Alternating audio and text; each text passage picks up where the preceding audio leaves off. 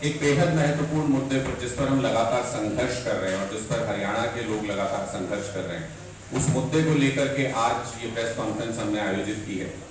ऐसा लगता है कि खट्टर सरकार ने ये ठान लिया है कि हरियाणा की शिक्षा व्यवस्था को बर्बाद कर देंगे ये लोग, और इनकी पूरी मंशा ऐसी है, पूरी कोशिश ऐसी है कि ना तो हरियाणा की बेटियां पढ़ पाए, ना कोई भी गरीब बच्चा पढ़ पाए। जिसको ये फॉर्मूला बता रहे हैं, दरअसल वो इनके दिमाग की ऐसी उपज है जिससे पूरी शिक्षा व्यवस्था, पूरा शिक्षा का ढांचा हरियाणा के अंदर चरमरा गया है। कल भी आपने देखा रोहतक के पास में लड़कियां, जो बच्चियां हैं स्कूल जाती हैं, वो सड़क के ऊपर प्रदर्शन कर रही थी कि हमें अध्यापक चाहिए। चाहे वो आदमपुर हो, चाहे वो यमुनानगर हो, शिक्षा मंत्री की अपनी कॉन्स्टिट्यूएंसी के बहुत सारे स्कूलों में लगातार धरना प्रदर्शन चल रहा है, बच्चे परेशान हैं। कुछ दिनों बाद कई जगह पर लगातार ये कंप्लेंट आ रही है, करनाल में भी, जो सीएम सिटी जिसको बोलते हैं हम, वहां पर भी बच्चियां कल परसों ये कह रही थी कि 10 दिन बाद हमारा एग्जाम है और हमारे पास टीचर नहीं है, फिजिक्स के टीचर नहीं है, कॉमर्स के टीचर नहीं है, इकोनॉमिक्स के टीचर नहीं है, और 10 दिन बाद उन बच्चों का एग्जाम है, उनका सिलेबस पूरा नहीं हुआ है, तो वो किस तरीके से एग्जाम का सामना करेंगे, वो ये सरकार नहीं सोचती है। आज हम जिस मुद्दे पर बात कर रहे हैं, 2-3 महत्वपूर्ण बातें हैं जिन पर हम आज बात कर रहे हैं। एक ये कि शिक्षकों के जो पद विधानसभा के अंदर, खुद शिक्षा मंत्री ने बताए थे कि 38,476 खाली पद हैं जिनको कि भरा जाना चाहिए स्कूलों में। आज के दिन में ये रैशनलाइजेशन का जो नया फॉर्मूला ले आए हैं, उसके बाद ये संख्या घट करके करीब 15,000 रह गई है। तो जो बाकी के शिक्षकों के पद थे, हमारा सवाल सरकार से ये है, वो उनको किस तरीके से उन बच्चों के लिए शिक्षक उपलब्ध कराएंगे, उस जो गैप है उसको कैसे फिल करेंगे, ये जरा हमें शिक्षा मंत्री और मुख्यमंत्री को बताना चाहिए। हालांकि मुख्यमंत्री ने ये कहा कि फिजिक्स का टीचर मैथ पढ़ा लेगा, एसएस का टीचर हिंदी और इंग्लिश पढ़ा लेगा, लेकिन ऐसी शिक्षा व्यवस्था हरियाणा के किसी वोटर ने, हरियाणा के किसी व्यक्ति ने उम्मीद नहीं की थी जब उन्होंने भारतीय जनता पार्टी को वोट किया होगा। तो इसलिए आज वो तमाम लोग, वो बच्चे, उनके बच्चे, वो सवाल पूछ रहे हैं आज सरकार से कि आखिर ये शिक्षकों के पद आधे से भी कम कर देने से सरकार का क्या तात्पर्य है।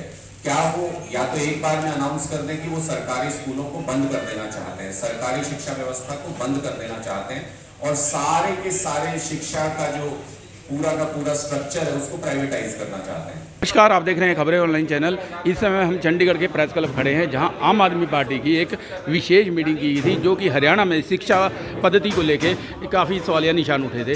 जैसा कि हम आजकल देख रहे हैं, हरियाणा में जगह जगह धरना प्रदर्शन किया जा रहा है। यहाँ तक कि स्कूली बच्चे धरना दे रहे हैं, सड़कों पर उतरे हैं कि क्योंकि उनके पास टीचर मुहैया नहीं करवाए गए हैं। शिक्षा प्रणाली कहीं ना कहीं हरियाणा में चरमरा रही है। उसी को लेकर आज एक पत्रकार वार्ता की गई थी, जो भी पत्रकार वार्ता जो दिल्ली से आए हैं, अपने जो सह प्रभारी हरियाणा आम आदमी पार्टी मिस्टर अनुराग जी हमारे साथ मौजूद हैं। जानना चाहेंगे जो आज की ये पत्रकार वार्ता। सर, ये जो शिक्षा प्रणाली की अभी आज आपने बहुत बड़ा ये मुद्दा उठाया है, इसके बारे में एक तो थोड़ा सा ये प्रकाश डालिएगा कि क्या खट्टर सरकार जो कर रही है उसमें हम कैसे भागीदारी, आपकी किस तरीके से भागीदारी रही? देखिए, बर्बाद कर रहे हैं वो तो, और बर्बाद करने में, हम एजुकेशन सिस्टम को बर्बाद करने में तो कोई भागीदारी नहीं निभा सकते किसी भी हालत में। हम तो उसको सुधारने की कोशिश कर रहे हैं, लोगों को जागरूक करने की कोशिश कर रहे हैं।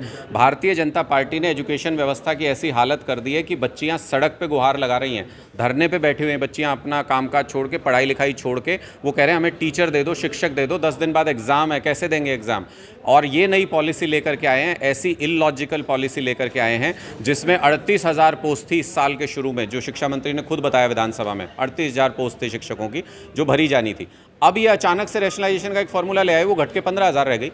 तो ऐसा कौन सा इनके पास अलादीन का चिराग है जिससे इन्होंने इतना बजट एकदम से बचा लिया, शिक्षकों की संख्या कम कर दी? ये वही फॉर्मूला है अनपढ़ता का जो मुख्यमंत्री जी अपनाते हैं, जो कहते हैं कि एसएस पढ़ाने वाला टीचर जो है वो हिंदी और इंग्लिश पढ़ा सकता है, फिजिक्स पढ़ाने वाला टीचर मैथ पढ़ा लेगा। तो फिर मैं तो ये कहता हूँ कि हरियाणा के मुख्यमंत्री हैं खट्टर साहब, वही क्यों नहीं गुजरात चला लेते, वही क्यों नहीं उत्तर प्रदेश चला लेते, एक मुख्यमंत्री इस काम चल जाएगा।